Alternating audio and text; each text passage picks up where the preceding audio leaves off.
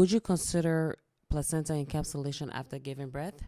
Most likely you are, and that's exactly why you clicked this video.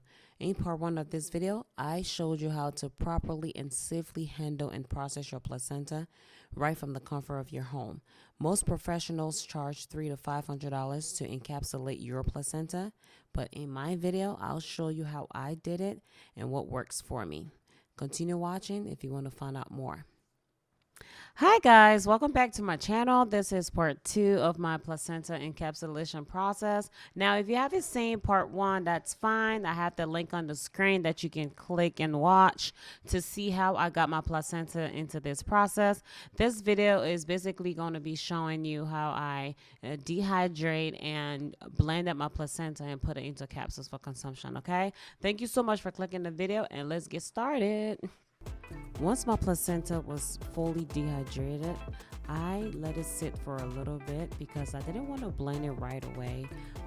That heat would have definitely caused the blender to sweat, and I did not want that to happen because that would have just reversed all of this hard work, okay? So I let it sit for a little bit because I was not in a rush before blending it, and I was going for that powdery consistency, and that's exactly what I got.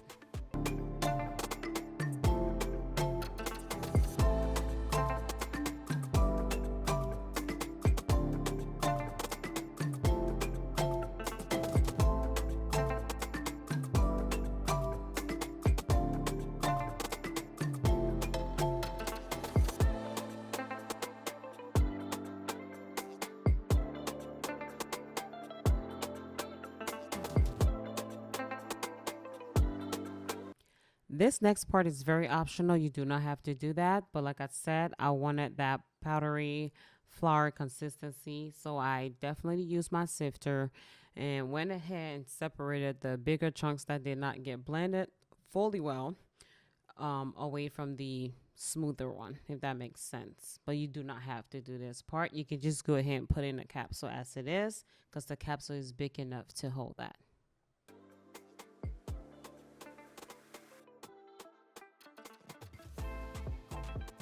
I would like to make this very clear. If you know you're not sure on how to do this or if you can do this, I wouldn't start it anyway.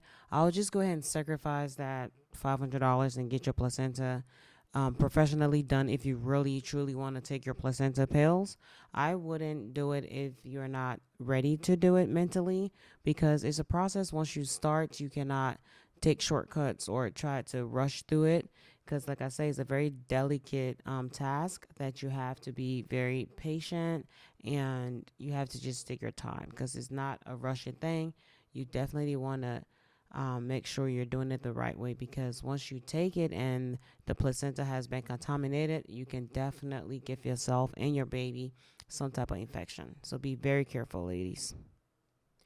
Once I was pleased with the result, I started to put my placenta powder into the capsules, and I will tell you this part took me forever. All right, if you watch part 1 of the video, I had little things that I put to use to help me speed up the process, but that actually slowed down the process. So I just went ahead and did it manually, and I think I got about 100 and I want to believe 42 capsules out of that placenta. So remember in part 1, I was like, yeah, girls' placenta are bigger than boys' placenta. That means I am looking forward to getting a lot of capsules out of mine. Well, I sure did because the average capsules that usually people get is anywhere from 50 to I think 62. And I ended up getting 100 and something. So that's a plus. So once I was done, I ended up putting the leftover placenta that did not get blended all the way onto my plants and garden to work or act as a natural fertilizer.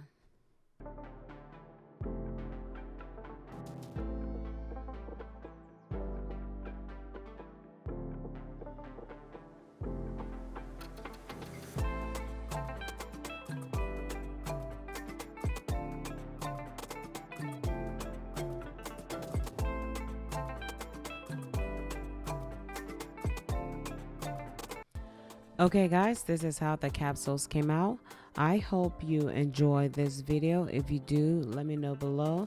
If you would like me to update you on my thoughts when I took the placenta capsules, also let me know and just say capsules update. I will be glad to create another video.